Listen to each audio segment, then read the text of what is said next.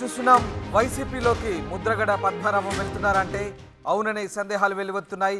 మళ్ళీ యాక్టివ్ పాలిటిక్స్లోకి ముద్రగడ పద్మనాభం వెళ్తున్నట్టుగా తెలుస్తోంది. త్వరలోనే వైసీపీలో చేరే అవకాశాలు కనిపిస్తున్నాయి. ముద్రగడ కొడుకు చల్లారావు ఎంపీగా పోటీ చేసే ఛాన్స్ కనిపిస్తుంది. కాకినాడ ఎంపీగా కానీ పెద్దాపురం ఎమ్మెల్యేగా కానీ బరిలోకి దిగే అవకాశం ఉన్నట్టుగా తెలుస్తోంది. ఇప్పటికే ఎంపీ మిథున్ రెడ్డి ముద్రగడతో చర్చలు జరిపారు. తనకు ఆర్థిక స్తోమత లేదని ముద్రగడ చెప్పినప్పటికీ అయితే ముద్రగడ కొడుకు పోటీకి సంబంధించి వైసీపీ నేతలు కన్విన్స్ చేసే ప్రయత్నం చేస్తున్నట్టుగా తెలుస్తోంది. ముద్రగడ కొడుకు పోటీపై 2 రోజుల్లో క్లారిటీ వచ్చే అవకాశాలు కనిపిస్తూ ఉన్నాయి. దీంతో ముద్రగడ ఫ్యామిలీ వైసీపీలో చేరేందుకు రంగం సిద్ధమవుతున్నట్టుగా తెలుస్తోంది. దీంతో అటు కాపు సామాజిక వర్గాన్ని కూడా ఆకట్టుకునే దిశగా వైసీపీ ప్రయత్నం చేస్తున్నట్టుగా తెలుస్తోంది. మొత్తం మీద అధికార వైసీపీ ఇప్పటికే చాలా మార్పులు చేర్పులు చేస్తుంది. నియోజకవర్గాల్లో ఇప్పటికే పెను మార్పులకు శ్రీకారం చుట్టింది. ఈ నేపథ్యంలోనే తాజాగా కాపు సామాజిక వర్గానికి చెందిన ముద్రగడ పద్మనాభాన్ని తమ వైపు లాగి మళ్ళీ యాక్టివ్ పాలిటిక్స్లోకి తీసుకొచ్చి ఆ సామాజిక వర్గ ఓట్లను ఆకట్టుకునే ప్రయత్నం చేస్తుంది వైసీపీ. ఓవరాల్గా ముద్రగడ పద్మనాభం లేదా ఆయన కుమారుడికి ఎంపీ కానీ ఎమ్మెల్యే టికెట్ కానీ ఇచ్చి ఎంకరేజ్ చేసేందుకు వైసీపీ సిద్ధమవుతున్నట్టుగా తెలుస్తుంది. రైట్, మా ప్రతినిధి కృష్ణమోహన్ లైవ్లో అందుబాటులో ఉన్నారు. కృష్ణమోహన్, ముద్రగడ పద్మనాభం మళ్ళీ యాక్టివ్ పాలిటిక్స్లోకి వచ్చే ఛాన్సెస్ కనిపిస్తున్నాయి. త్వరలోనే వైసీపీలో చేరే అవకాశాలు ఉన్నట్లు కూడా వార్తలు వస్తున్నాయి. ఏంటి దీనికి సంబంధించిన పూర్తి సమాచారం ఏంటి? అలాగే ముద్రగడ కొడుకును కూడా ఎంపీగా లేదా ఎమ్మెల్యేగా పోటీ చేయించే ఆలోచనలో వైసీపీ ఉన్నట్టుగా తెలుస్తోంది. ఎస్ రామదాస్, మొత్తం మీద అయితే ఆంధ్రప్రదేశ్ రాజకీయాల్లో అధికార పార్టీ మాత్రం వచ్చిన ప్రతి అవకాశాన్ని వినియోగించుకునే ప్రయత్నం అయితే చేస్తుంది. అందులో భాగంగానే చాలా మార్పులు చేర్పులు చేస్తుంది. సో అందుకే కీలక నేతగా కాపు ఉద్యమ నేతగా ఉన్న ముద్రగడని తమ వైపు తిప్పుకోవడం, అలాగే వాళ్ళ కుటుంబంలో ఎవరికైనా స్థానం ఇవ్వడం, ఆ అవకాశం కానీ చేస్తే ఒకవైపు ఉభయ గోదావరి జిల్లాల్లో ఆ సామాజిక వర్గానికి సంబంధించిన ఓటర్లు కొంత టర్న్ చేసుకోవచ్చు అనే ఒక ప్రయత్నంలో భాగంగానే ఈ ఎత్తుగడ చేస్తోంది.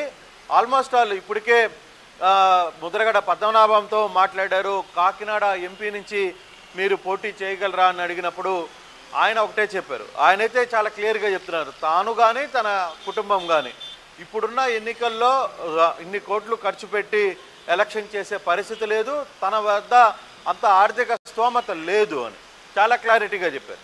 అయినప్పటికీ కూడా ఇప్పటికే వైవి సుబ్బారెడ్డి పలుసార్లు ముద్రగడతో కలిసిన నేపథ్యం ఉంది. అలాగే ఆ జిల్లాల ఇన్ఛార్జిగా ఉన్న ఎంపీ మిథున్ రెడ్డి కూడా చాలాసార్లు ఆయనతో మాట్లాడిన పరిస్థితి. అయితే మొదటగా ఆయన పిఠాపురం కోరుకున్నారు. పిఠాపురం నుంచి అయితే తాను పోటీ చేసే పరిస్థితి ఉంటుందని చెప్పారు.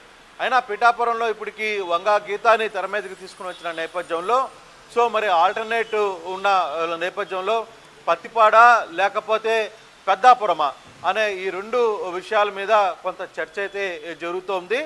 సో బహుశా తన కుమారుడైన చల్లారావు, ఎవరైతే ముద్రగడ పద్మనాభం కుమారుడైన చల్లారావుకి సీటు ఎమ్మెల్యే సీటు ఇవ్వాలని ఒక ప్రయత్నం చేస్తూనే ముద్రగడ సేవలను కూడా వైసీపీ పార్టీ వాడుకునే ప్రయత్నం చేస్తోంది. సో ఆ దిశగానే కొంత చర్చలు జరుగుతున్నాయి. మొత్తం మీద అయితే చల్లారావుకి సీట్ ఇచ్చే ప్రయత్నం అయితే వైసీపీ గట్టిగానే చేస్తోంది. కానీ సీటు విషయంలోనే ఒకటి పిఠాపురమా లేదు పెద్దాపురమా పత్తిపాడ, ఈ 3 వాటిల్లో ఒకటి క్లారిటీ వచ్చే పరిస్థితి అయితే ఉంది. ఇప్పటికే వైసీపీ పెద్దాపురం నుంచి చేయడానికి అవకాశం ఉందా అని కూడా అడిగినట్లుగా సమాచారం ఉంది.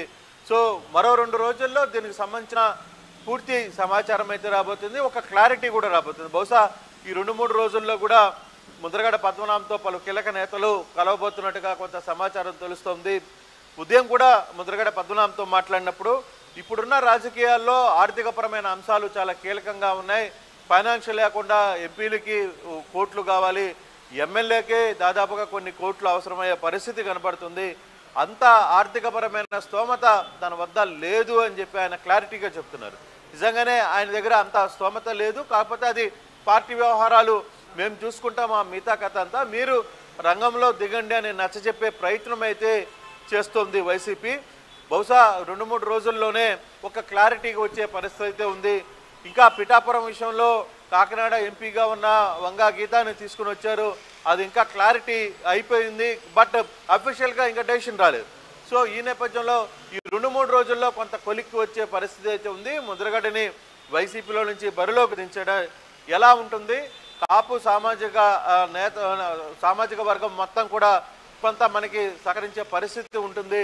సో మరోవైపు అక్కడ తెలుగుదేశం జనసేన ఈ 2 పొత్తులో ఉన్న భాగంగా రైట్ కృష్ణమోహన్, అంటే సామాజిక వర్గాల సమీకరణాలను చక్కదిద్దుతున్నటువంటి అధికార వైసీపీ, అందులో భాగంగానే ముద్రగడ ఫ్యామిలీకి గాలం వేసే ప్రయత్నం చేస్తున్నట్టు తెలిసింది.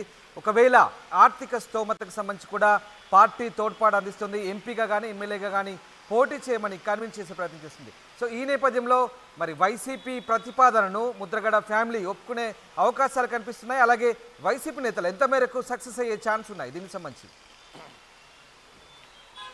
ఖచ్చితంగా దీంట్లో అయితే కొంత చర్చ అయితే సీరియస్గా జరుగుతుంది. కొంత 50-50 ఛాన్స్ ఉన్నాయి. ఎందుకంటే ముద్రగడ ఆర్థికపరమైన అంశాలు తనకి ఇబ్బంది అని చెప్తున్నారు తప్పితే నేను పోటీ చేయను, లేదు నా కుమారుడు పోటీ చేయను అని ఎక్కడా చెప్పట్లేదు. కాకపోతే ఆయన కొన్ని ప్రతిపాదనలు ఉన్నాయి, కొన్ని ఆలోచనలు ఉన్నాయి. ఆ ఆలోచనలో భాగంగానే అతను ముందడుగు వేయాలనేది ఒక ఆలోచన.